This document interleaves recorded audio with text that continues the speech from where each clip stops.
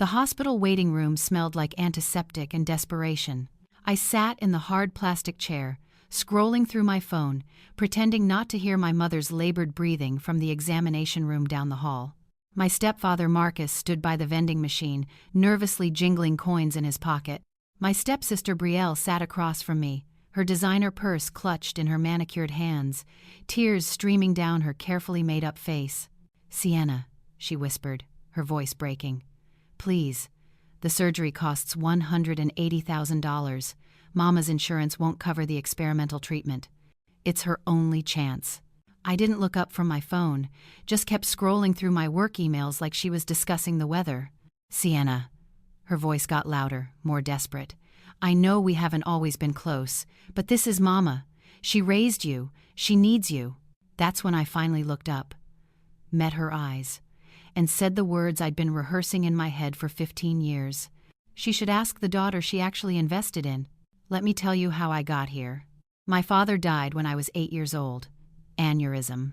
One minute he was teaching me how to ride my bike in our driveway in Oak Park, the next he was gone. The funeral was small. My mother, Lorraine, stood at the grave in a black dress that hung loose on her frame.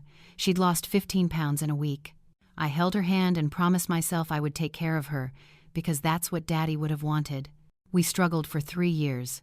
Mama worked 2 jobs, receptionist at a dental office during the day, cleaning offices at night. I learned to make dinner for myself, do my own laundry, get myself to school. We lived in a cramped 2-bedroom apartment on the south side. Sometimes we ate ramen for a week straight. But we had each other. "It's going to be okay, baby," Mama would tell me, tucking me in at night even though she was exhausted. "We're going to make it. Your daddy left us a little insurance money. I'm saving every penny for your college. You're going to be the first person in our family to get a degree. You're going to have opportunities I never had." I believed her. I worked hard in school, honor roll every semester. I volunteered, joined clubs, studied until midnight. Because I knew Mama was sacrificing everything for me. Then, when I was 11, she met Marcus. Marcus Wright was a claims adjuster at an insurance company. Tall, broad-shouldered, with an easy smile that didn't quite reach his eyes. He had a daughter from his first marriage, Brielle, who was the same age as me. The divorce had been bitter.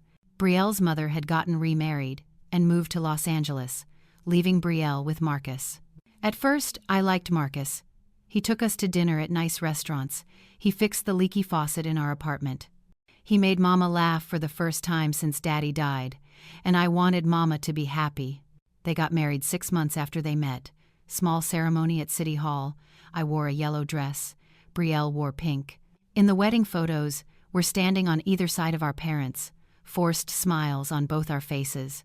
We moved into Marcus's house in Naperville, a nice 4-bedroom colonial with a big backyard. For the first time in years, I had my own room, my own bathroom. Mama didn't have to work 2 jobs anymore. Marcus made good money. We could afford things. Real things. But there was a cost. Brielle was everything I wasn't. Blonde where I was dark, petite and delicate where I was tall and awkward, social and bubbly where I was quiet and bookish, and Marcus worshipped her. "My princess," he'd call her, kissing the top of her head. "My beautiful girl." Mama tried to make it fair. She'd buy me new school clothes and buy Brielle the same. But there was a difference in how Marcus treated us. I was the add-on, the package deal he got when he married Lorraine. Brielle was his blood, his baby, his everything. I told myself it didn't matter. I had Mama. I had my future. The college fund Daddy left me $47,000 that Mama had been carefully growing was waiting. I would get my education, build a career, make something of myself. That was the plan. Then came the summer before my senior year of high school. I was 17, working part-time at the public library to save extra money for college expenses. Brielle had just started dating Kyle Montgomery, the son of Marcus's boss. Kyle was 21, cocky, drove a BMW his parents bought him. I didn't like him. Something about the way he looked at Brielle made my skin crawl, like she was a possession, not a person. But Brielle was obsessed. "He's taking me to Paris for my birthday," she gushed at dinner one night. "Can you believe it? Paris." "Absolutely not," Marcus said firmly. "You're 17 years old. You're not going to Paris with a boy." Brielle's face crumpled. Daddy, please. This is a once-in-a-lifetime opportunity. Kyle's parents are paying for everything. It's completely safe. I said no. She turned to Mama. Lorraine, please, talk to him. My mother, who had been quiet this whole time, set down her fork. Marcus, maybe we should discuss this. There's nothing to discuss. She's not going. But Brielle wasn't done. Over the next week, she cried.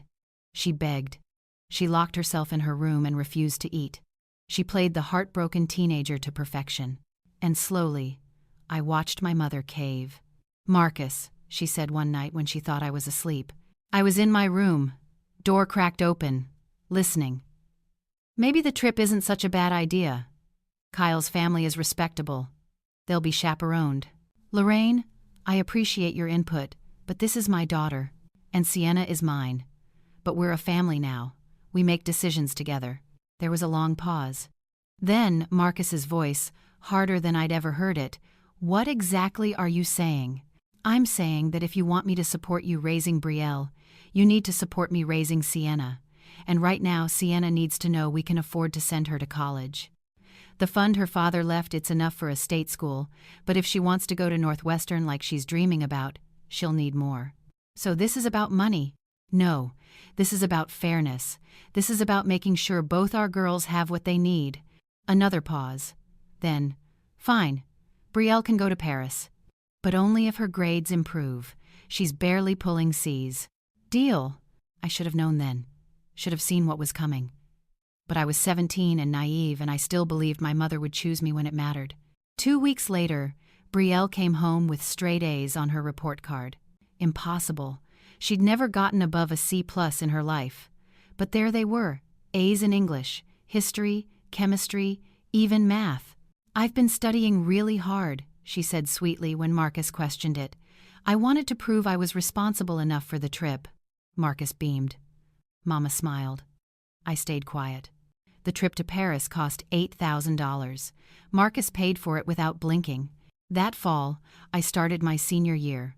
I applied to Northwestern, University of Chicago, and University of Illinois as my safety. My grades were perfect 4 gigapascals, top 5% of my class, strong SAT scores. I'd worked my ass off for this. The acceptance letters started coming in March. Northwestern. Accepted, but financial aid package only covered half the cost. I'd need $35,000 a year to make it work. University of Chicago. Accepted, similar situation. University of Illinois, accepted with a partial academic scholarship. I brought the letters to Mama one evening. Marcus and Brielle were out at dinner, celebrating Brielle's acceptance to a small private college in Wisconsin that cost $45,000 a year. Mama, I said, spreading the letters on the kitchen table. I got in. I got into all of them. Her smile was genuine, proud. Baby, that's wonderful. I knew you would. Northwestern is my first choice. But even with financial aid, I'll need to use most of the college fund Daddy left. Maybe take out some small loans for living expenses. I can work part-time. Her smile faded. Sienna. Honey, we need to talk. Those 5 words. I'll never forget them. The way she said them, the way she couldn't meet my eyes. The fund, she said slowly. It's gone. The world tilted. What? I had to use it. For Brielle's tuition. Marcus and I discussed it, and his salary alone isn't enough to send her to Madison College. It's a wonderful school, very prestigious. You spent my college fund on Brielle? It's not just her fund, Sienna. When Marcus and I got married, we agreed to pool our resources, to treat both girls equally. Equally! My voice was rising. I couldn't help it. I worked for 4 years to keep my grades perfect. I volunteered every weekend. I studied until I couldn't see straight.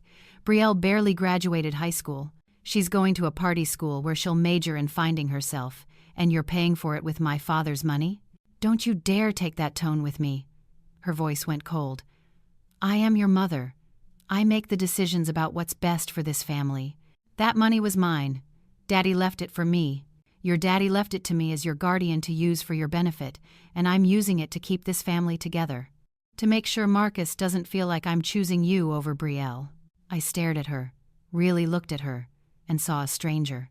"You did choose," I said quietly. "You just didn't choose me." I didn't cry. Not then. Not in front of her. I went to my room, closed the door, and made a plan. If Mama wasn't going to pay for my education, I'd do it myself. I'd take out loans, work full-time, whatever it took. I wasn't going to let them win. But Northwestern was out of reach. Even with loans, I couldn't make the numbers work. So I went to University of Illinois. Good school, more affordable. I got student loans, worked 2 jobs, waitressing nights and weekends, research assistant during the week. I graduated with $68,000 in debt and a degree in economics. I didn't go home for holidays, didn't call. Mama tried reaching out a few times the first year, but I never answered. Eventually, she stopped trying. Brielle dropped out of Madison College after 2 years, got pregnant by some guy she met at a bar, had a baby at 21, married the father at 22, divorced him at 24, moved back in with Marcus and Mama. I heard all this through the grapevine, through old friends who still lived in the neighborhood, through social media posts I hate-read late at night when I couldn't sleep. I didn't care. I was building my own life. After college, I moved to New York, got a job at a financial consulting firm.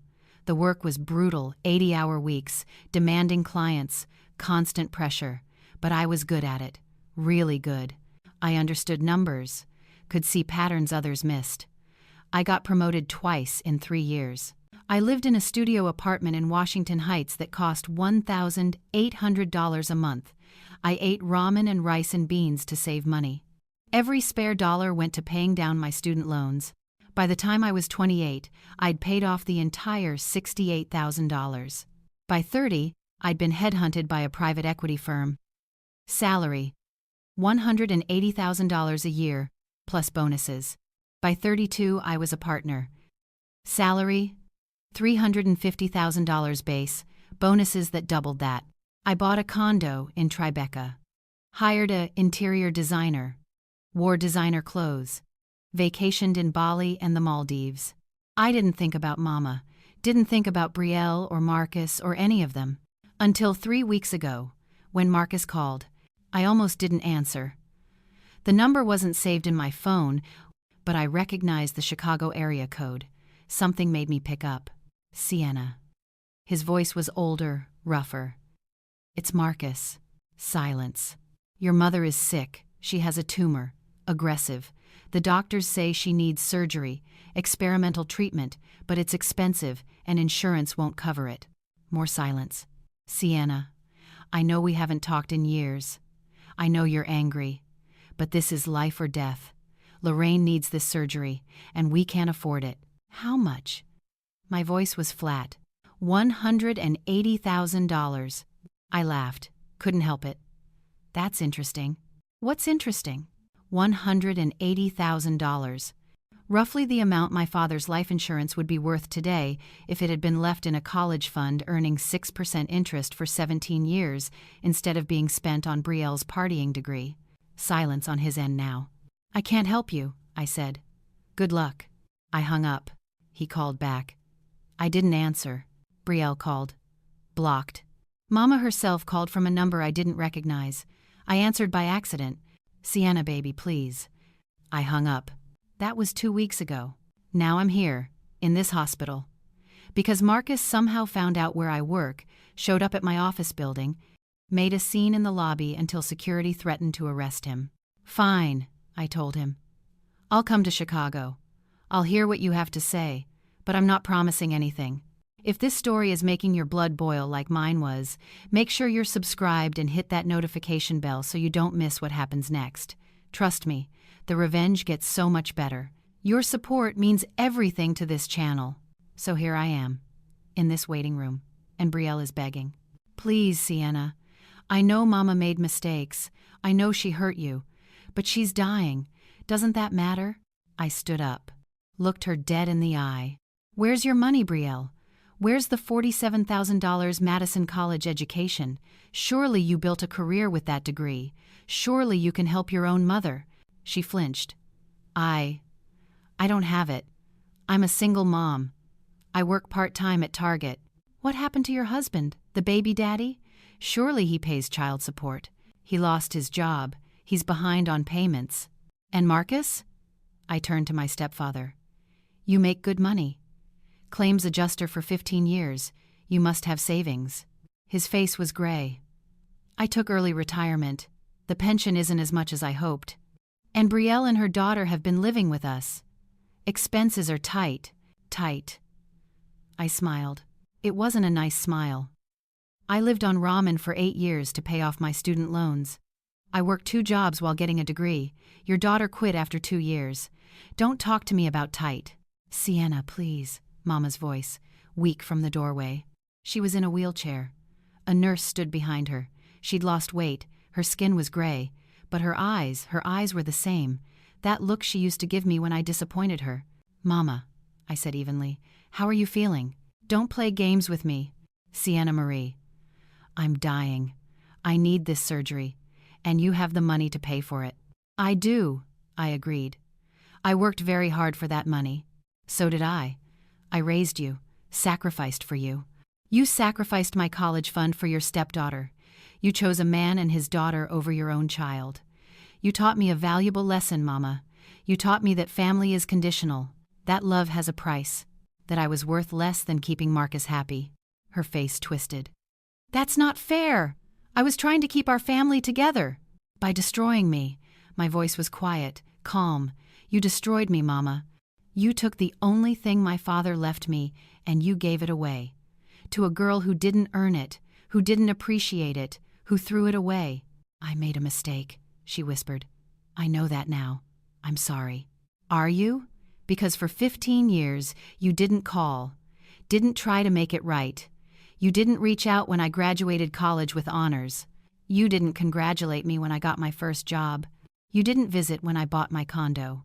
You existed in your world with your chosen daughter and your husband, and I didn't matter. You cut me off. Because you gave me no choice. My voice echoed in the waiting room. People were staring.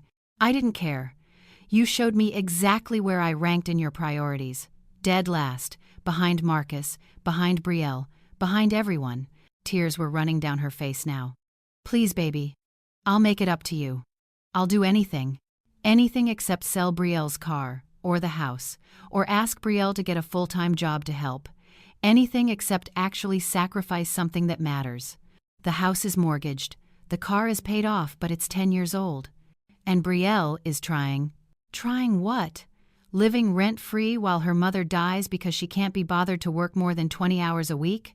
Brielle made a strangled sound. That's not fair. I have a daughter. So get 2 jobs, work nights and weekends, figure it out. That's what I did. That's what Mama did after Daddy died. But you won't because you've never had to. Because people have always cleaned up your messes.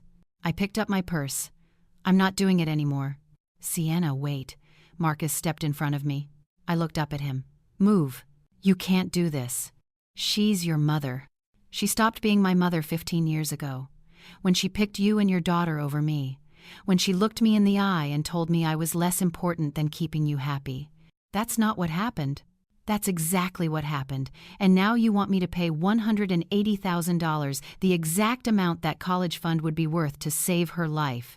You want me to prove I'm the bigger person, to show I'm not bitter or angry, to demonstrate that blood is thicker than water. I smiled. No. Sienna, Mama's voice was breaking. You taught me that lesson, Mama. You taught me that love is conditional, that sacrifice only matters if it benefits the right people. That money is more important than relationships. So I'm going to honor your teaching. I'm going to put my money toward things that matter to me. My future. My security. Maybe I'll donate it to a scholarship fund for kids whose parents betray them, but I'm not giving it to you. I stepped around Marcus, walked toward the door. Sienna! Brielle's scream echoed behind me. She'll die! You're killing your own mother! I stopped, turned around. Looked at all 3 of them, Mama in her wheelchair, tears streaming down her face, Marcus, broken and desperate, Brielle, furious and terrified. No, I said quietly. I'm just choosing myself, like you taught me to do. I flew back to New York that night, sat in first class, drinking expensive wine and feeling nothing. My phone blew up.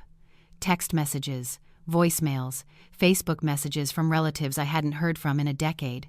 How can you do this to your own mother? You're a monster. We always knew you were selfish. Lorraine gave you everything. I blocked them all. My therapist, Dr. Patricia Chen, a sharp woman in her 60s who took no shit, had a different reaction when I told her the next day. Good, she said simply. I blinked. Good? You set a boundary, a healthy boundary. You're not responsible for fixing the consequences of your mother's choices. But she's dying, and that's tragic, truly. But it doesn't erase 15 years of abandonment. It doesn't erase the fundamental betrayal of taking your father's money and giving it to someone else. You don't owe her your financial security because she's sick. Then why do I feel like shit? Dr. Chen smiled sadly. Because you're a good person. Because despite everything, you still love her. But love doesn't mean you have to destroy yourself to save someone who wouldn't do the same for you. I went back to work, buried myself in deals and spreadsheets and client meetings, ignored the calls from Chicago, until Brielle showed up at my office. I was in a meeting when my assistant knocked. Miss Hayes, I'm so sorry to interrupt, but there's a woman here who says she's your sister. She's causing a scene in the lobby. I excused myself, walked to the lobby, and there she was. Brielle looked like hell. Greasy hair pulled back in a ponytail. No makeup. Wrinkled clothes that screamed, I slept in these. Her eyes were red and swollen. Sienna, she said when she saw me. Please, I need to talk to you. How did you get past security? I told them I was your sister, that it was an emergency. It's not an emergency, and you're not my sister. We share no blood. Your father married my mother. That's it. Sienna, please. 5 minutes. Just 5 minutes. I almost said no. Almost had security escort her out. But something in her face stopped me. Conference room B, I told my assistant. And have security wait outside. I led Brielle to the small conference room, closed the door, crossed my arms. Talk. She collapsed into a chair. Mama's getting worse. The tumor is growing. The doctors say she has maybe 2 months without the surgery, maybe 6 with it. And I don't know what to do. Her voice broke. I don't have the money. Marcus doesn't have it. We've tried fundraising, GoFundMe, church donations, everything, but we've only raised $12,000. It's not enough. That's unfortunate. She looked up at me. How can you be so cold? This is our mother. Your mother, I corrected. She made it very clear 15 years ago that I wasn't part of her family, that I wasn't worth choosing. She was trying to keep the peace. At my expense, she sacrificed me to make your father happy, and now you want me to sacrifice myself to save her. No. Brielle stood up, walked over to me, and slapped me across the face. The sound echoed in the small room. You selfish bitch, she hissed. You have everything, money, career, this fancy life. And you won't spend a tiny fraction of it to save a woman who raised you. She didn't raise me, I said quietly, my cheek stinging. She abandoned me, and you took what was mine and wasted it. You dropped out of school, got pregnant, made a series of stupid choices, and never once faced consequences because Mama and Marcus cleaned up your messes. Well, I'm not cleaning this one up. She'll die. Then she'll die. People die, Brielle. My father died, and Mama survived. She'll survive this too, or she won't. But either way, it's not my problem. Brielle stared at me like I was a stranger. I don't even know you anymore. You never knew me. None of you did. You saw what you wanted to see, the quiet girl who wouldn't make waves, who'd accept whatever scraps you threw her. But I'm not that girl anymore. What happened to you? You did, I said. All of you. You taught me that being good, being loyal, being selfless, none of it matters if you're not the favorite. So I became my own favorite. I chose myself. And I'm never going back. Brielle's face crumpled. She started crying big, ugly sobs. I felt nothing. Get out, I said. And don't come back. She left. Security escorted her to the elevator. I went back to my meeting. That night, I couldn't sleep. I kept thinking about Mama in that hospital bed, kept seeing her face in the wheelchair. She's dying. Good, a voice in my head said. Let her die alone like she left you alone. But another voice, quieter. She's still your mother. I called Dr. Chen at midnight, left a voicemail. She called back at 7 a.m. You're struggling with the decision, she said without preamble. I don't know if I can live with letting her die. Then don't let her die. But do it on your terms, Sienna, not theirs. What do you mean? If you give them the money, what do you want in return? What would make this fair? I thought about that all day, thought about what fair would look like. And then I knew. I called Marcus that evening. Sienna! He sounded shocked. Does this mean? I'll pay for the surgery, I said. All of it. $180,000. Silence. Then, thank you. Thank you so much. Lorraine will be. I have conditions. Conditions? I will write a check for $180,000. In return, Mama will sign a legally binding contract stating that she relinquishes all future claims to any portion of my inheritance, my assets, or my estate. She will acknowledge in writing that she used my father's life insurance money without my consent and that this payment is not a gift, but restitution. Sienna, that's. Furthermore, Brielle will sign a contract agreeing to pay me back $47,000, the amount of the original college fund, at $500 per month for the next 8 years. If she misses a payment, the entire balance becomes due immediately. She can't afford $500 a month. Then she should get a full-time job. That's what I had to do. Marcus was breathing hard. This is cruel. This is fair. You want my money. These are my terms. Take it or leave it. I need to talk to Lorraine. You have 24 hours. After that, the offer expires. I hung up. They called back in 4 hours. We accept, Marcus said quietly. 3 days later, I flew to Chicago with my lawyer. We met at the hospital with Mama, Marcus, Brielle, and their attorney. The contracts were clear. Brutal. But legally airtight. Mama cried as she signed. I can't believe you're doing this, making me sign away my rights to my own daughter's inheritance. You signed away my rights 15 years ago, I said calmly. This just makes it official. Brielle's hand shook as she signed her contract. $500 a month for 8 years. I'll be paying you until I'm 42. Yes, maybe it'll teach you the value of money, of sacrifice, of working for something instead of having it handed to you. When all the contracts were signed and notarized, I handed Marcus the check. $180,000. The surgery is scheduled for next week, he said quietly. Thank you. Don't thank me. This isn't a gift, it's a transaction. I turned to leave. Sienna. Mama's voice was weak. Will you stay? For the surgery? I looked at her, really looked at her, saw the woman who used to tuck me in at night, who used to tell me I could be anything, who'd broken me into pieces and never looked back. No, I said. I did what you asked. I gave you the money. But I'm not giving you my time. I'm not giving you my presence. You don't deserve that. Baby, please. Stop calling me that. You lost the right to call me that when you chose them over me. I walked out, got in my car, drove to the airport. On the plane back to New York, I ordered champagne, toasted myself. The surgery was successful. Mama survived. Marcus sent me a brief email. Surgery went well. Lorraine is recovering. Thank you for your help. I didn't respond. Brielle sent me a Venmo payment the first month.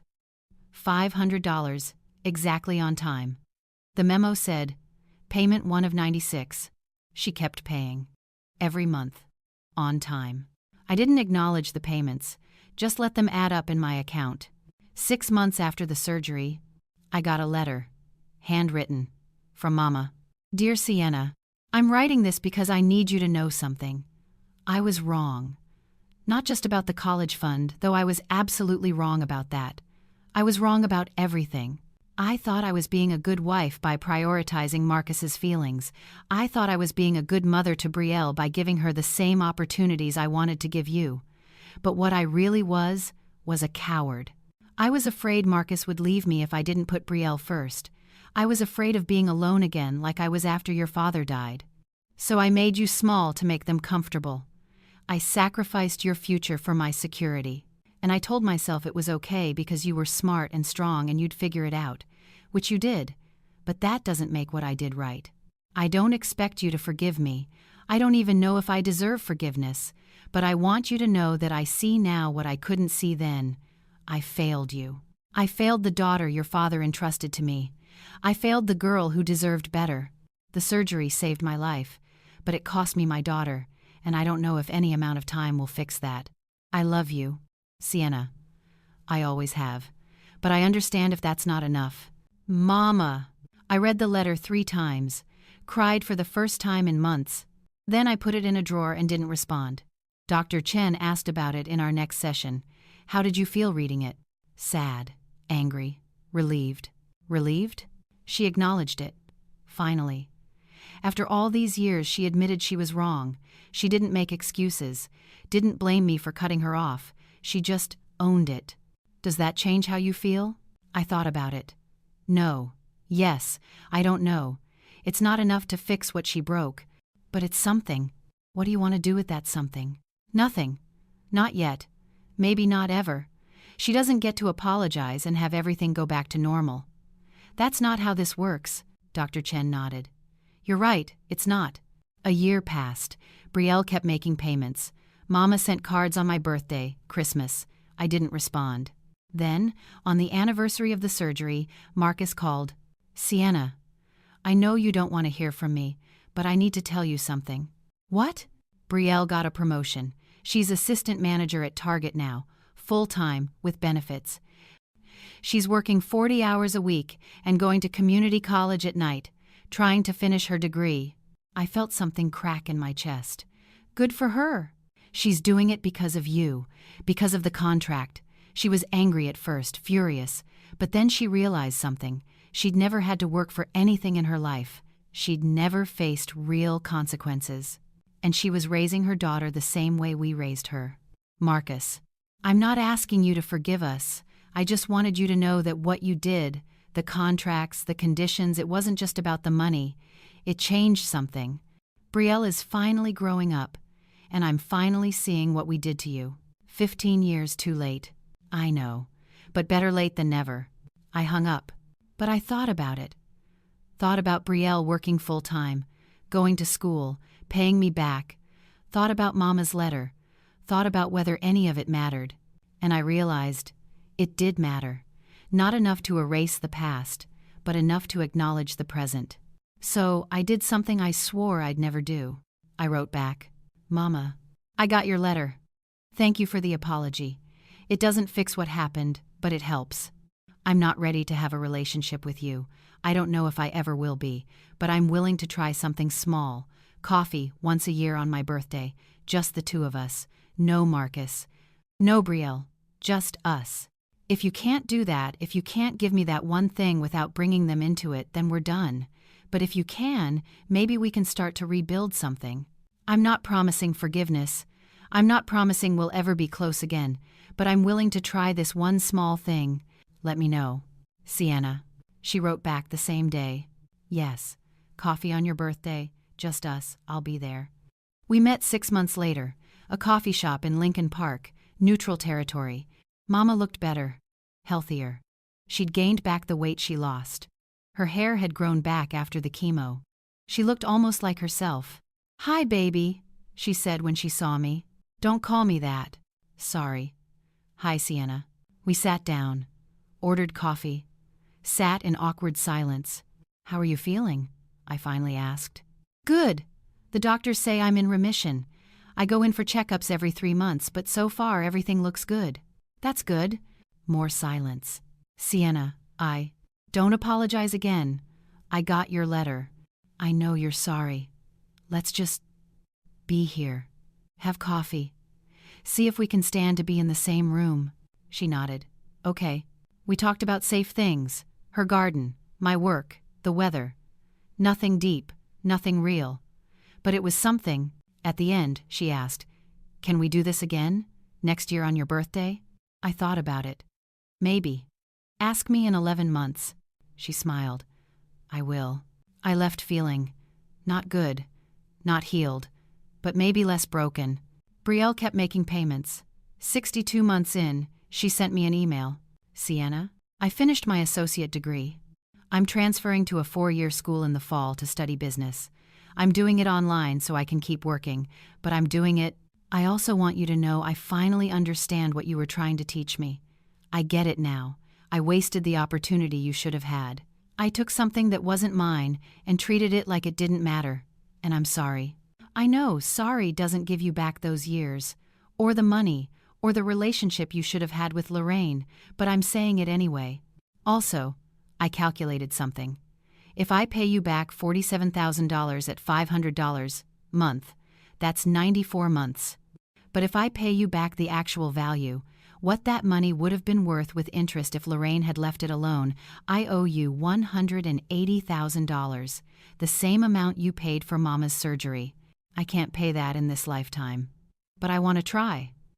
So I'm doubling my payments starting next month. $1,000 a month. It'll take 15 years, but I'll do it, because it's right. You don't have to respond to this. I just wanted you to know. Brielle. I stared at the email for a long time. Then I did something that surprised even me. I called her. Sienna? She sounded shocked. Don't double the payments. But I want to. Don't. Pay what the contract says. $500 a month for the remaining time. But use the other $500 to start a college fund for your daughter. So she doesn't end up like either of us. Silence on the other end. Then, okay. And Brielle? Yeah? I'm proud of you. For going back to school. For growing up. It's not easy. And you're doing it. She started crying. Thank you. That means, thank you.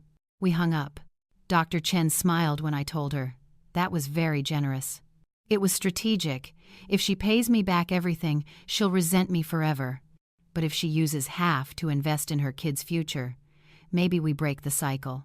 Maybe you do. 5 years after the surgery, Mama and I had our 5th annual birthday coffee. This time, we talked about real things. About Daddy. About the early years. About the mistakes she made and the consequences they had. Do you ever regret it? She asked. Making me sign those contracts? No, I said honestly. It was the only way to make it fair. You taught me that family isn't enough, that love has to be backed up by action. The contracts were action. She nodded slowly. You're right. And I'm not going to lie, it hurt. Signing away my rights to your estate, knowing you don't trust me. But I earned that distrust. Yes, you did. Can I ask you something? Sure. Is there ever a path back to being mother and daughter again? I thought about it. Really thought about it. I don't think we can be what we were. That's gone. But maybe we can be something new. Something built on honesty instead of obligation.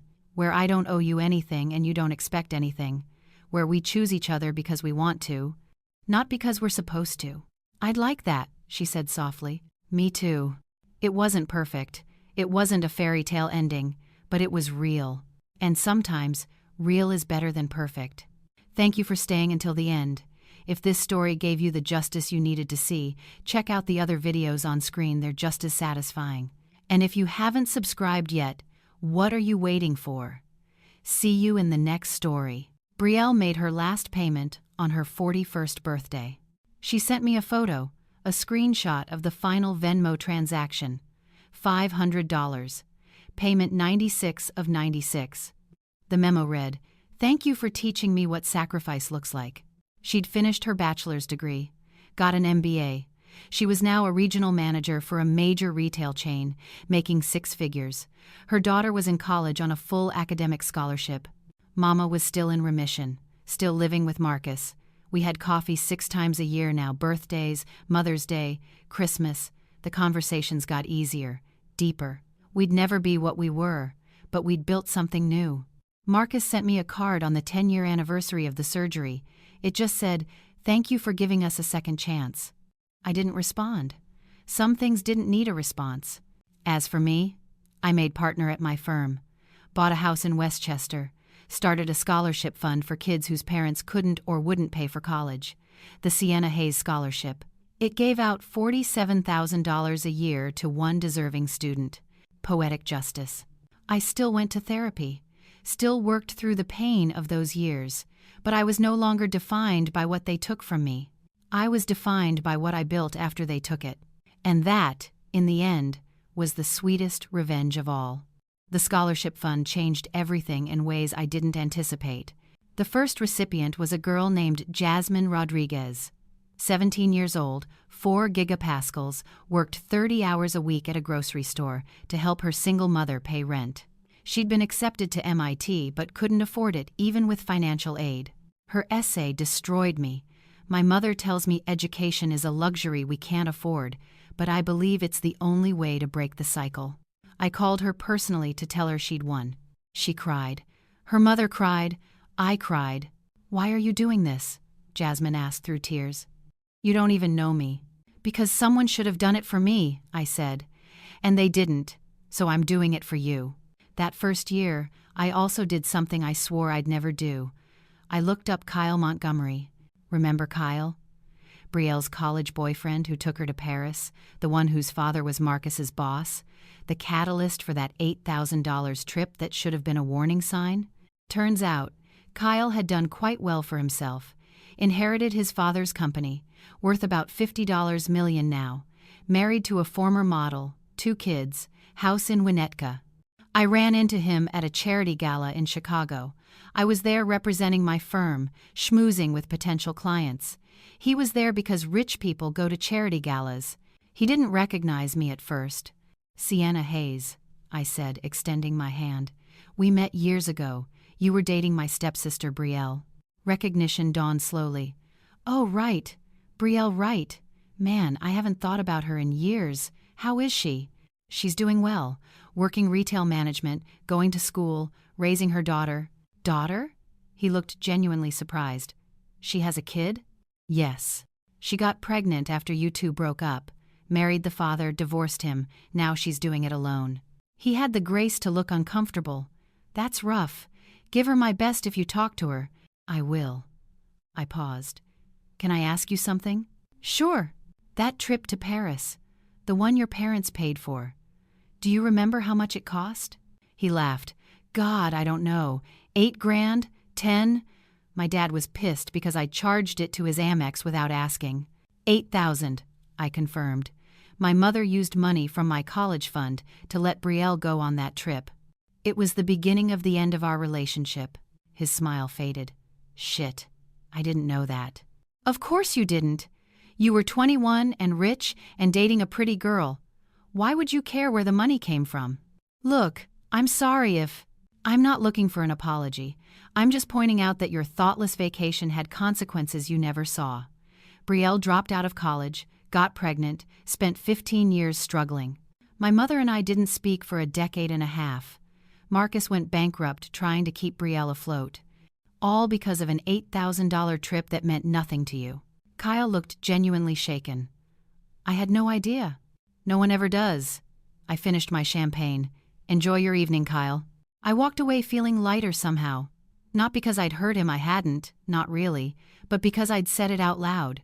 I'd connected the dots between his careless privilege and the destruction it caused. Sometimes revenge isn't about making someone suffer. Sometimes it's just about making them see. That same trip to Chicago, I did something else I'd been avoiding. I drove past the old house in Naperville. Marcus and Lorraine had sold it 3 years after the surgery, downsized to a 2-bedroom condo in Aurora to pay off debts. The new owners had painted it gray instead of beige, added a modern front door, ripped out Mama's rose bushes. I sat in my rental car across the street and stared at my old bedroom window, remembered being 17, sitting at that desk, reading college acceptance letters, believing my mother would choose me. My phone rang. It was Connor Murphy. I met him 2 years after the surgery debacle. He was a tax attorney, funny and kind, with Irish red hair and a gap between his front teeth. He thought my baggage was character building instead of damaged goods. We'd been dating for 3 years. "Hey," I answered. "What's up?" "Where are you? I thought we were meeting for dinner at 7. I checked the time, 6:45 p.m. "Shit, sorry, I'm in Naperville, looking at ghosts." "The old house?" "Yeah. How do you feel?" I thought about it. Nothing. I thought I'd feel something: anger, sadness, nostalgia, but it's just a house. The people who hurt me don't live there anymore. And the girl who got hurt doesn't exist anymore either. Good. That's growth. Is it? Or is it just numbness? Does it matter? I laughed. Probably not. I'll be there in 40 minutes. I'll order you the salmon. You know me so well. I really do. Over dinner, Connor asked the question he'd been circling for months. Have you thought about what I asked? He'd proposed 6 weeks earlier. Nothing fancy, just the two of us in his apartment, after I'd spent 3 hours doing his taxes, foreplay for accountants. He'd gotten down on one knee and said, I love you. I love your damage and your walls and the way you trust nothing and no one, but I want to spend the rest of my life earning your trust anyway. Will you marry me? I'd said I needed time. I have, I admitted, pushing salmon around my plate. And I'm terrified. Of what? Of becoming my mother, of choosing wrong, of trusting someone and having them prove I shouldn't have. Connor reached across the table and took my hand. I'm not Marcus. I don't have a daughter. I'll prioritize over you. I don't need you to shrink yourself to make me comfortable. And if you want a prenup that says everything you own stays yours and I have no claim to any of it, I'll sign it right now. You'd do that? Sienna, I make $400,000 a year. You make $700,000. I'm not after your money. I'm after you. I stared at him. This good, decent man who'd never given me a reason to doubt him, who'd met my mother and been polite even after I told him the whole story, who'd written a check to the Sienna Hayes Scholarship Fund without being asked because he believed in what I was building. Okay, I said. Okay, what? Okay, I'll marry you. But I want the prenup. He grinned. Done. I'll have my lawyer draft it tomorrow. We got married 6 months later. Small ceremony, 30 people. My college roommate was my maid of honor. Connor's brother was his best man. I invited Mama. Not Marcus, not Brielle, just Mama. She came, wore a simple blue dress, cried during the vows, hugged me afterward and whispered, He's a good man. Your father would approve. It was the first time she'd mentioned Daddy in years without it being painful. I know, I whispered back. That's why I said yes. Brielle sent a card with $200 inside. The note said, I know I'm not invited and I understand why, but I wanted to contribute to your new beginning. Congratulations, Sienna. You deserve every happiness. I kept the card, donated the money to the scholarship fund. Marcus didn't acknowledge the wedding at all. I didn't expect him to. Connor and I honeymooned in Japan. 2 weeks of temples and sushi and hot springs. I'd never been anywhere just for pleasure before. Every vacation had been either work-related or budget-constrained. What are you thinking? Connor asked one night as we soaked in an outdoor bath under the stars. That I'm happy. And I don't trust it. Why not? Because every time I've been happy before, something came along and destroyed it. Your dad dying? That. The college fund. The surgery. Every good thing has been followed by something terrible. Or, Connor said gently, terrible things happened and you survived them and built something good anyway. Maybe happiness isn't the exception. Maybe the terrible things were. I wanted to believe him. Was trying to believe him. When we got back from Japan, there was a letter waiting from Brielle's daughter, Skylar. She was 14. Dear Aunt Sienna, my mom told me to call you Aunt even though we've never met. I hope that's okay. I wanted to write to you because my mom told me the story about the college fund, about how Grandma Lorraine gave away your money and how you had to work really hard to pay for school yourself, and how you made my mom pay you back to teach her responsibility. I think what you did was fair. My mom does too, even though it was hard for her. I wanted you to know that the money my mom would have used to pay you double? She did put it in a college fund for me, like you said, and now I have $47,000 saved for when I graduate. Exactly the same amount that was taken from you. My mom says it's poetic justice. I say it's you giving me a chance you didn't get. Thank you. Love, Skylar. I read the letter 3 times. Showed it to Connor. You changed her whole family line, he said quietly. Not just Brielle. Skylar will go to college debt-free because of what you did.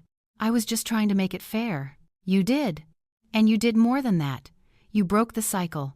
That phrase stayed with me. You broke the cycle. I'd spent so much time focused on revenge, on justice, on making people pay for what they'd done. But somewhere along the way, it had become about something bigger, about making sure no one else had to experience what I experienced. The scholarship fund grew. By year 3, I was giving out three $47,000 scholarships annually. By year 5, it was 6. Corporate sponsors started reaching out. Other people who'd been betrayed by family, who'd had to fight for everything, who wanted to help kids who were where we'd been. I hired a full-time director to run it, set up a board, made it official, the Sienna Hayes Foundation for Educational Justice. One of the board members was Dr. Patricia Chen, my therapist. Another was Connor.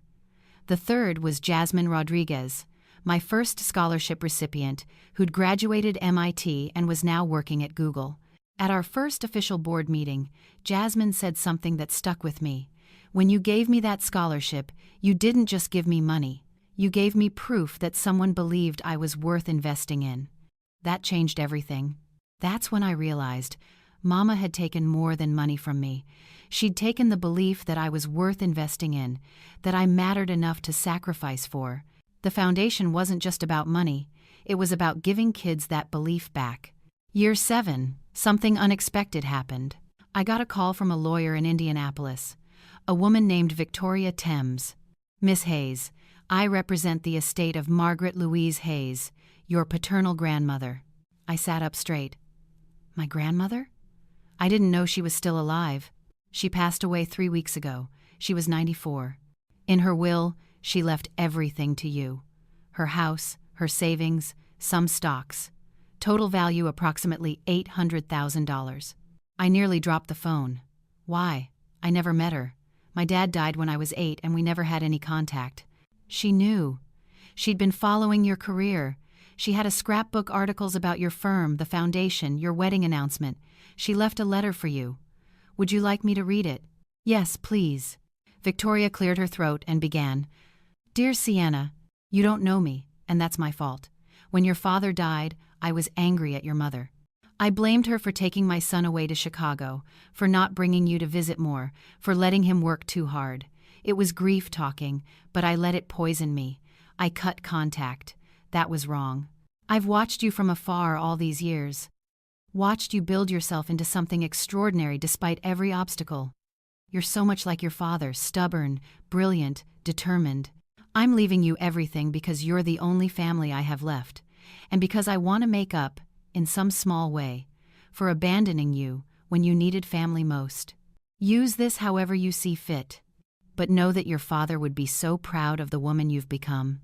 With love and regret, Margaret Hayes. I cried. Couldn't help it. Here was a woman I'd never met, giving me what my own mother had taken away. Family support, financial security, belief that I mattered.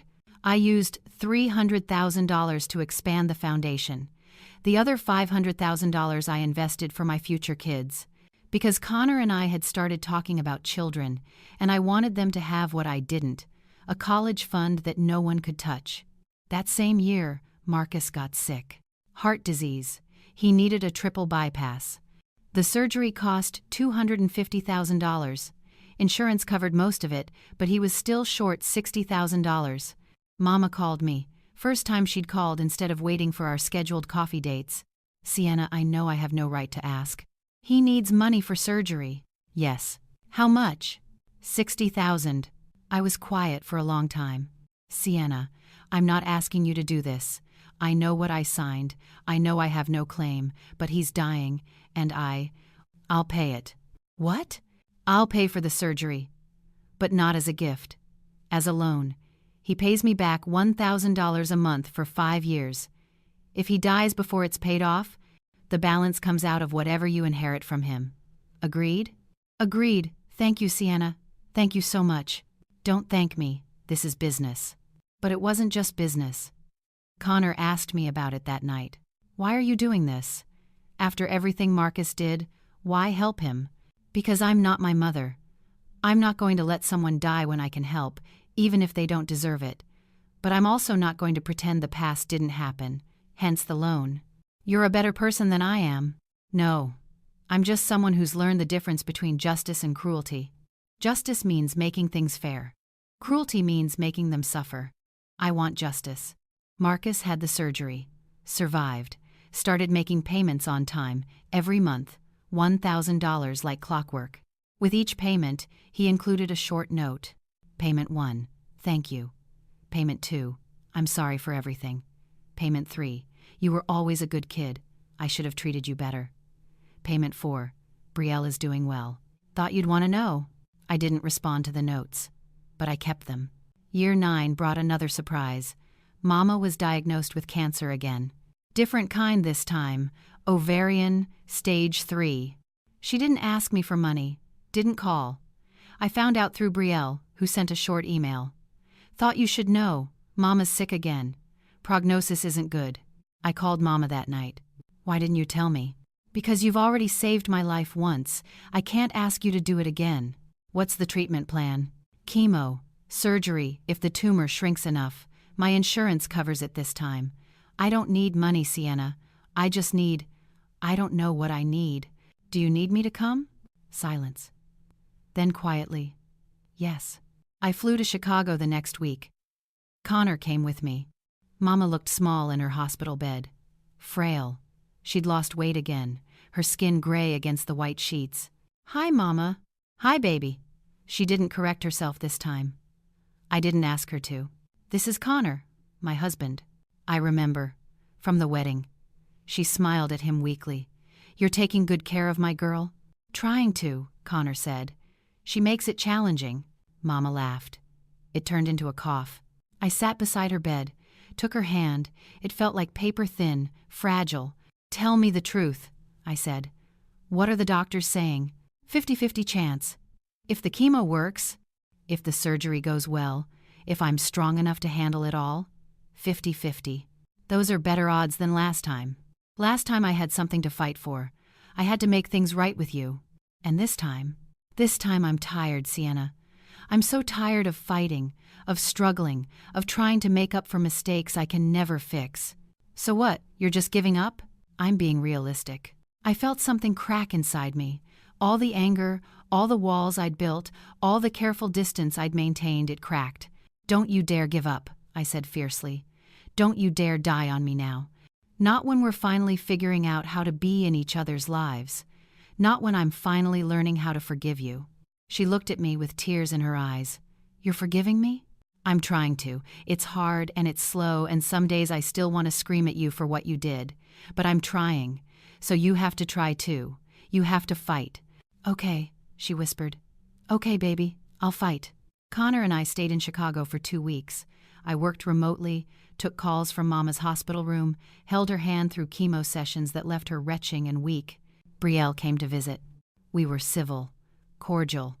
She'd matured in the 9 years since the surgery, had lines around her eyes, gray streaks in her hair she didn't bother to dye. Looked like an adult instead of a perpetual teenager. Thank you for being here, she said to me in the cafeteria one day. Mama needs you. I need her too. Took me 15 years to admit it, but I do. Skylar wants to meet you. Is that okay? I thought about it. Yeah, that's okay. Skylar was 15 now, tall and gangly with braces and Brielle's blonde hair. She shook my hand formally. Thank you for the college fund advice, she said seriously. I have $53,000 saved now. I'm applying to Northwestern early decision. Northwestern. My dream school. The one I couldn't afford. That's wonderful, I managed. What do you want to study? Economics, like you. Something in my chest tightened. Why economics? Because my mom told me how you took your degree and built a whole life for yourself, how you didn't need anyone to save you because you saved yourself. I want to be like that. I looked at Brielle. She was crying quietly. You're already like that, I told Skylar. You're working hard, saving money, planning your future. You're doing everything right. Will you write me a recommendation letter? For Northwestern? I know it's a lot to ask. Yes, I said immediately. I'll write you the best letter they've ever read. Her face lit up. Thank you, Aunt Sienna. Aunt Sienna. The title felt strange and right at the same time. Mama's chemo worked. The tumor shrunk. They operated, removed it, got clean margins. She was declared cancer-free 3 months later. By then, Connor and I had news of our own. I was pregnant. We're naming her Margaret, I told Mama during one of our coffee dates. After Connor's mother and my grandmother. Mama's eyes filled with tears. That's beautiful. and Lorraine as a middle name. Margaret Lorraine Murphy. She couldn't speak, just reached across the table and squeezed my hand. I'm not saying everything is fixed, I told her. I'm not saying I've forgotten, but I'm saying that maybe forgiveness doesn't mean forgetting. Maybe it just means choosing to move forward anyway. That's all I could ever hope for, she whispered. Margaret Lorraine Murphy was born on my 39th birthday, 7 pounds, 6 ounces, with Connor's red hair and my stubbornness. Mama came to the hospital, held her granddaughter for the first time with tears streaming down her face. She's perfect, she said. She is, I agreed. And she'll grow up knowing she's loved, knowing she's worth investing in, knowing that the people who are supposed to protect her actually will. Mama looked at me. You're talking about more than just her. I am. I'm talking about the cycle, the one I broke, the one she'll never have to experience. You did that, not me, you. We both did. You taught me what not to do. That was valuable too, in its own horrible way. Brielle came to visit with Skylar, who'd gotten into Northwestern with a full academic scholarship plus money from the foundation. She'd be starting in the fall. Guess we'll both be Northwestern graduates, I told her. I'm going to make you proud, she said seriously. You already have. Marcus came too. He'd finished paying off his surgery loan, brought a stuffed teddy bear for Margaret. Thank you, he said simply. For everything. For the surgery payments, for the loan, for being here for Lorraine. You didn't have to do any of it. No, I agreed. I didn't.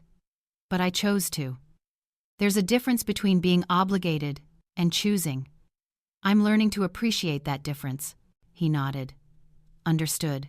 Connor watched all of this, the careful interactions, the measured forgiveness, the slow rebuilding with quiet support. You know what's amazing? He said that night as we lay in bed with Margaret sleeping between us. What? You spent 15 years being angry, being hurt, being determined to never let them back in. And then you did it anyway. Not because you had to, but because you chose to. That's the bravest thing I've ever seen. It's not brave, it's just tired. I got tired of carrying all that anger. Still brave. I looked at our daughter, this perfect tiny human who would grow up in a different world than I did, who would never question whether her mother would choose her, who would always, always be worth investing in. I want her to know the truth, I said. When she's old enough, I want her to know what happened, what I went through, how I survived it. Not to turn her against Mama or Brielle or Marcus, but so she understands that family is complicated, that love isn't always enough, that sometimes you have to choose yourself. We'll tell her, Connor promised. We'll tell her everything, and then we'll show her something even more important. What's that? That you can be hurt by people and still choose kindness. That you can demand justice and still offer grace. That you can break cycles and build something better. Is that what I did? He kissed my forehead. That's exactly what you did. The Sienna Hayes Foundation continued to grow. By Margaret's 2nd birthday, we were giving out 15 full scholarships a year. By her 5th, it was 25. Jasmine Rodriguez was now the foundation's CEO. She'd left Google to run it full-time. This is my life's work now, she told me. Giving other kids what you gave me. There's nothing more important. Skylar graduated from Northwestern with highest honors. Got a job at a major consulting firm. Started her own path. Brielle finished her MBA. Became a VP at her company. Bought her first house. Marcus retired. He and Mama traveled small trips, nothing fancy, but together. And me? I stepped back from the firm. Made partner emeritus, worked part-time, spent the rest raising Margaret and running the foundation. Connor and I had a second daughter when I was 42. Named her Patricia, after Dr. Chen. On Margaret's 10th birthday, I sat her down and told her the story. All of it. The college fund, the betrayal, the surgery, the revenge, the forgiveness. She listened with serious eyes. So Grandma Lorraine stole from you? Yes. And you made her pay for her surgery even though you were still mad? Yes. Why?